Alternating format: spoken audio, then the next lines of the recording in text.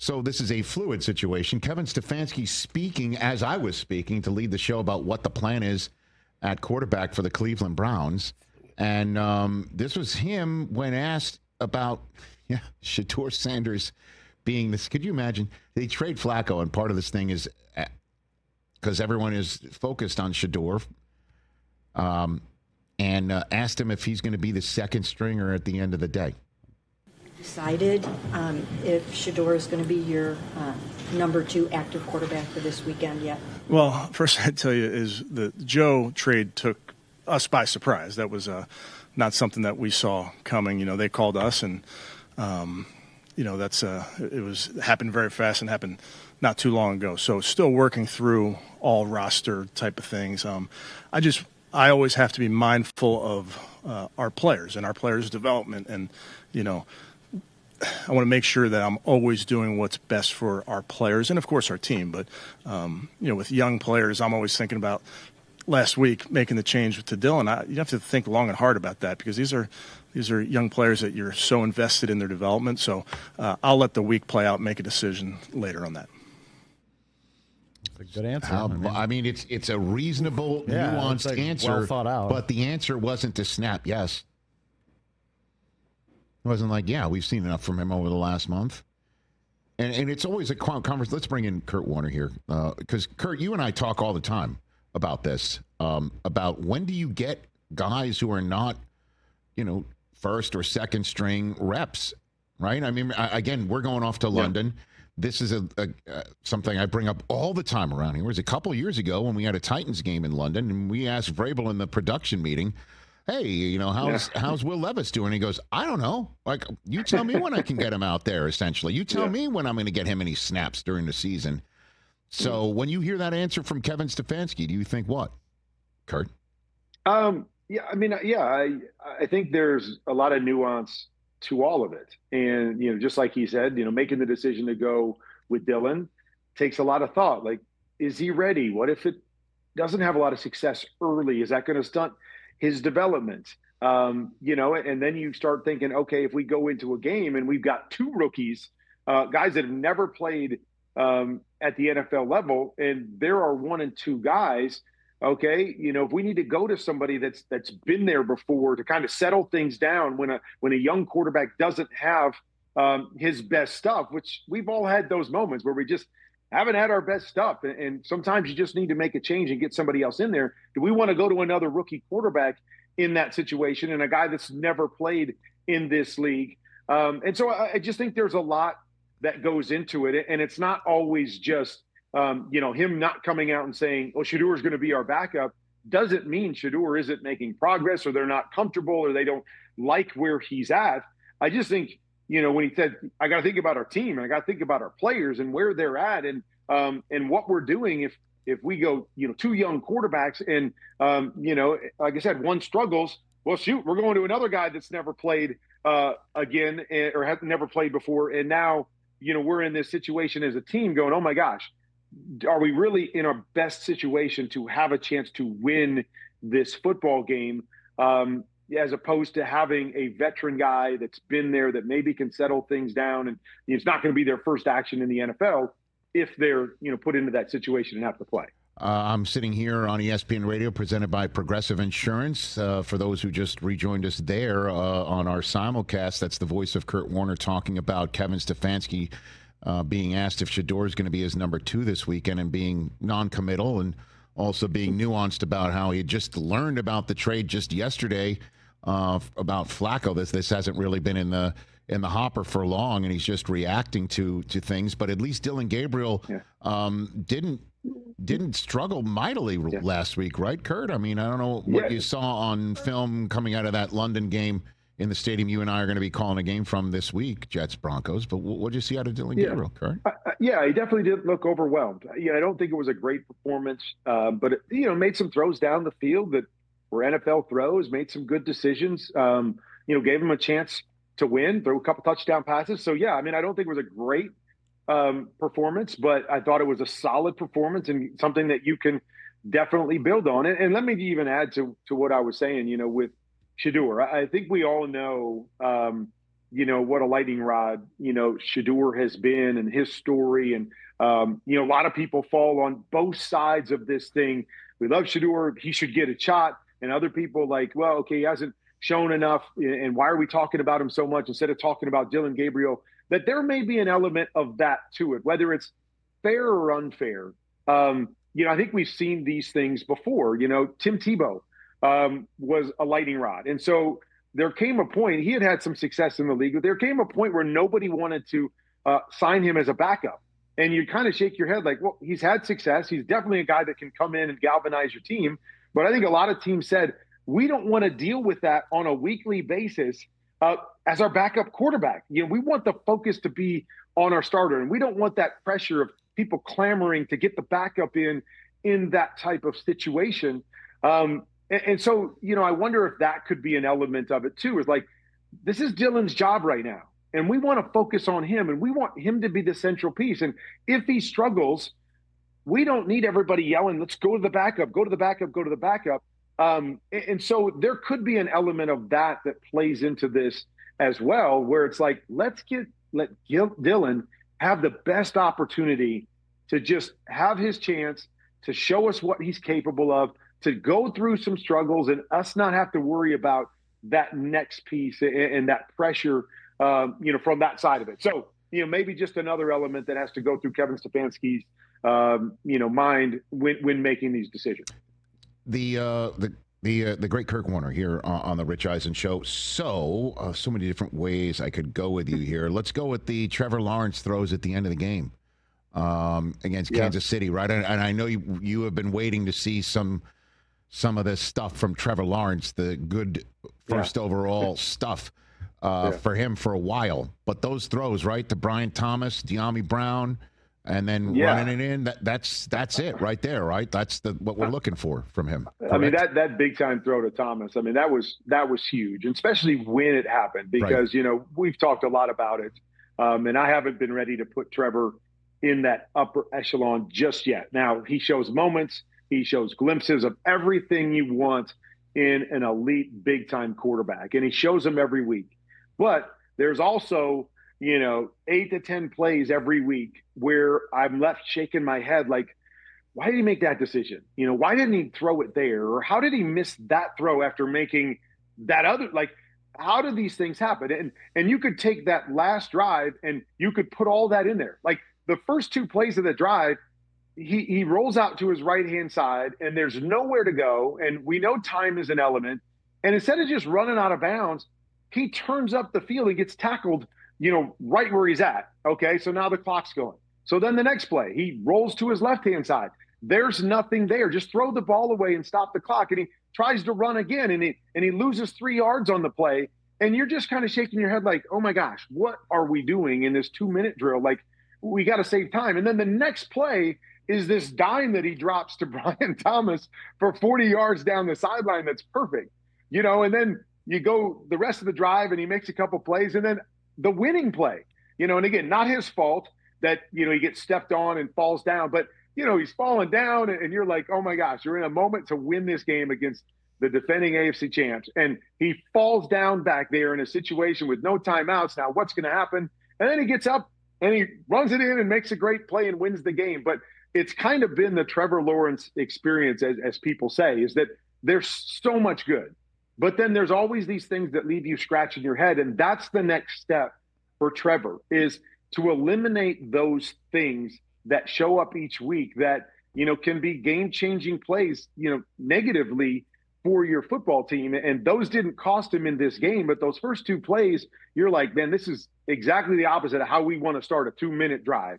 But he came back and made a play. And so maybe he's breaking through and he's able to make more of those big time plays in the moment. Maybe this is one of those difference making games for him and the Jags. But those plays are still in there, and they were on Monday night. And that's the thing I think he's got to eliminate if this team is really going to be a contender at the end of the year. Well, the Bill Parcells phrase, Kurt, right? So-and-so dropped his Huggies. That's the phrase when a young quarterback or player becomes a grown man in the NFL. Did Drake Maye drop his Huggies on Sunday Night Football against the Bills, Kurt? Yeah, I still want to see more. I think Drake's playing some good football, and but right now a little of it is, I think, more backyard football than it's just solid, consistent quarterback play. And and we saw that. I mean, there was one where he ends up rolling to his right, and he drops a dime about 35 yards down the field, rolling to his right. Obviously, the play there at the end where some big fella's hanging on his left shoulder, and he finds a way to shake him off and make that throw, that completion, instead of taking a sack in that situation. So we're seeing some big time plays, and we're seeing some good quarterback play. But right now, I'm seeing a little too much for me. Look at one guy and go create. Look at one guy and go create. And he's got the ability to do that. But you know how I feel about that. That's a tough world to live in. To be a great quarterback in this league, you've got to be able to consistently live in the pocket, when the play and the situation dictates that, and then go and create and be that special playmaker beyond that. And there's just a little too much of that. I think they were fortunate that game that the Buffalo played as bad as they did, but he made some big time throws and he's played some good football this year. I'm just not ready to say he's taken that, that step to where I think everybody wants him to be. Excellent nuanced answer, Kurt Warner, but unfortunately it's the wrong one. I'd like to introduce you to somebody who thinks the Patriots are now going to win 12 games and Drake Maye can finish maybe in the MVP finalist voting. That's Chris Brockman. Correct, Chris? Hey, Kurt, great to see you. Yeah, you too, buddy. Look at the Patriots schedule, Kurt. I don't see how it's any less. Hold on, we're not talking about than schedule. 12, we're talking actually. about Drake Maye. Oh, sure. Then how about Drake... Sure. How about this, Kurt? If you do a blind taste test of statistics, he has better stats than Josh Allen and Lamar Jackson. Oh, but it's cool when those guys look at one read and then start to create with their legs. It's cool when they do it, but when Drake Maye does it, you got to see more.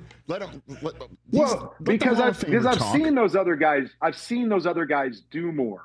So when they do that, oh really? Like in the Super Bowl, I could live in that world. Oh boy. What's that? Like in the Super Bowl, he says. Well, I haven't seen Drake in the Super Bowl either. So what are we talking about here? This is the year, Kurt. No, but I've seen those guys win MVPs. I've seen those guys consistently do it for 17 games. But I'm with Brock. I am with you. There are times that I say the same thing. I thought on Sunday night that Josh did that way too much. Yeah. Drop back, look at one guy or see a hole in the offensive line and take off instead of letting the play work for him. So I fully agree with you that there's times that those guys do that also, and they do it too much for my liking. But I've also seen them play high-level quarterback where, again, I want to see more of Drake. He's played well this year. I just want to see it more consistently before I'm ready to I totally get that. The frustrating part is, and he's a second-year player, is that he does all these amazing things. He drops that, the insane throw on the final drive, the one to Stephon Diggs on the sideline, and then he does the absolutely dumbest play you've ever seen, like the fumble and pick against the Steelers, and you're just like, dude, come on, man! Like it's right there. That's because he's a kid. He's a kid, and he's going to have to get used to this whole thing. And just go back to Josh Allen. Yeah. Like Josh Allen, didn't we say that about him in his second year? Like, totally. Josh, quit making that play. Like you can't do that. So I mean, I fully believe that he will work his way in that direction. I just don't think he's there yet. Okay. Kurt Warner here on the Rich Eisen Show. This isn't a quarterback thing, but it's something that's happening right there in your area in Arizona. Was Demercado flipping the ball too soon before crossing the goal line after we saw A.D. Mitchell do it. It absolutely turned the game for Arizona. Everything that happened after it isn't Demercado's fault, but it was the beginning of it. Coach Jonathan Gannon went up to him and aired him out. I don't know what he said to him, but it was an airing out that Gannon apologized for, and then the team fined Gannon 6 figures for it. What's your take on all this, Kurt? Because there's back and forth about, hey, a coach isn't allowed to air out a player for a bonehead move, and he apologized. Yeah. I don't know if he said something that he shouldn't have, but I give the floor to you on this, Kurt. Yeah, I think it was the physical part of the interaction where the fine and the apology came from. I don't think it was about, getting on him and yelling and screaming at him, but, there was, a lot of people said he hit him, he punched, I don't know. I mean, they had lots of coaches, I would say physical, just push you, whatever. I mean, I've had that happen a lot in this sport. And so I didn't really make as much of that as a lot of people did. I know in this day and age, it can be a bigger issue than, maybe it was a decade ago.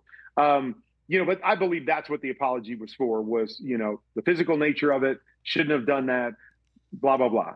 I have absolutely no problem with any of it. Now, I know the young man feels as bad as anybody. He knows he made a mistake. He knows it was a bonehead move, especially after what happened the week before. Just like the week before, neither one of these guys thought they did it, right? They thought they crossed the goal line before they did. So those things happen. And I know we say they can't happen. They shouldn't happen. Why do they happen? And I fully understand why Coach Gannon was irate. Guys, we're pros. You can't do that stuff. We just saw it. I don't know if they talked about it too. We just talked about it after last. You can't do it. So getting angry, I have no problem with that part of it either. Getting in his face. And I wouldn't think the player would either. I think if that happened to me and a coach came and yelled at me, I would be like, I deserve that. I mean, I know, and I feel awful.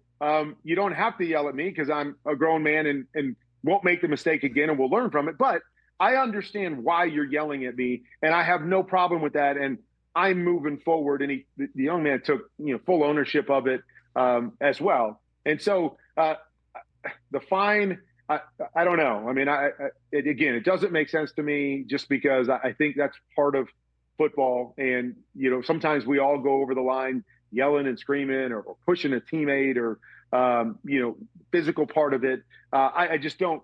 I just think that's part of the game, and I don't think there was, any ill intent there, by coach to hurt the player. It was just one of those moments. Kurt Warner here on the Rich Eisen Show every single Wednesday, and every single Wednesday I ask you this: which quarterback had the best day on film that you've seen since that day? And I'm wondering if it comes from Seattle, if it comes from that Baker Mayfield, Sam Darnold classic, right. in those classic uniforms, Kurt. I'm wondering. You could put both of them right up there. I mean, I'm obviously leaning towards Baker.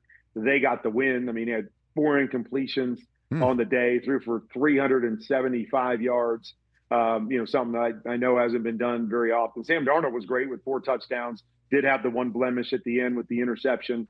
And then, I'll throw out another name in Dak Prescott, who's playing really good football. I know it was the Jets and they're reeling. It's going to be an interesting weekend for us, with the Jets in London. But another 4 touchdown performance, is in full command, has this team playing better than I think anybody expected. And even with all the issues that they had, no CD Lamb and the issues up front, he just continues to play really, really good football. And so probably not getting talked about as much as some other guys because their team isn't good. But I think he would fully be in that MVP conversation if you really step back and looked at who's playing, how early in the season. He's playing one of the best quarterback positions of anybody that's out there. Yeah, Baker, 29 for 33, 379 pass yards.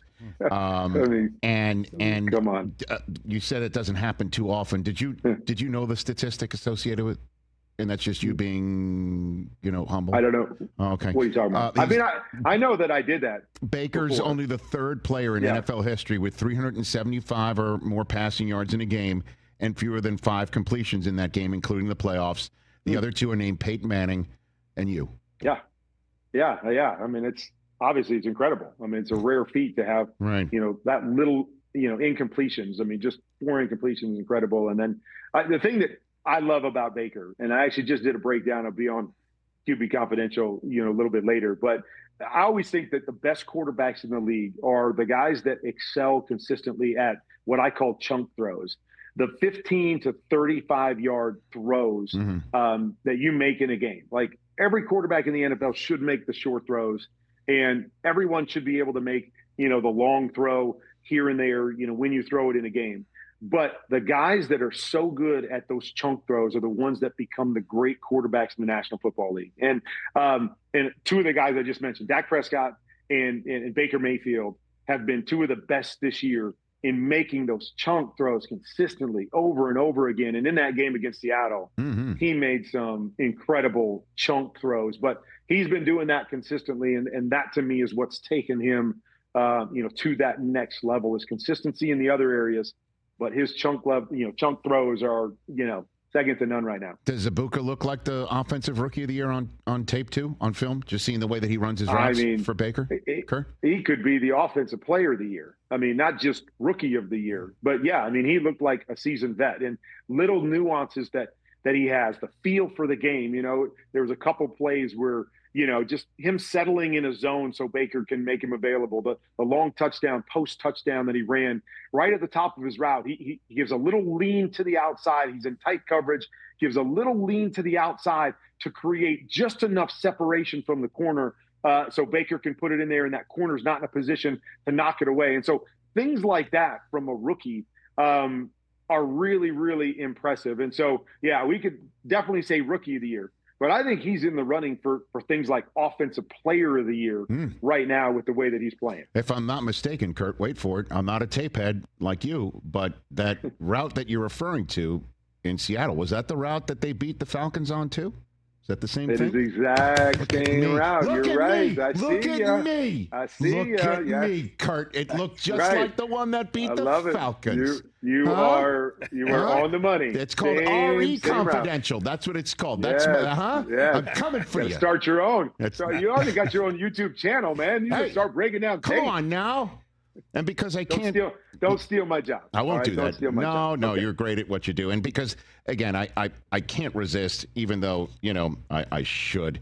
Your name also came up in a stat from this weekend as well. Not just on no. Yeah, I mean, not like Monday, not like a Monday night game. I mean, I don't know. Yeah, I mean, were you calling that for Westwood one? Trust me, I was calling it. And so when Devin Lloyd goes, deja vu. When Devin Lloyd does what he does, I mean, what are you thinking in the booth when you're watching this happen? Kurt? Literally, I was thinking the exact same thing. Like, I've been there.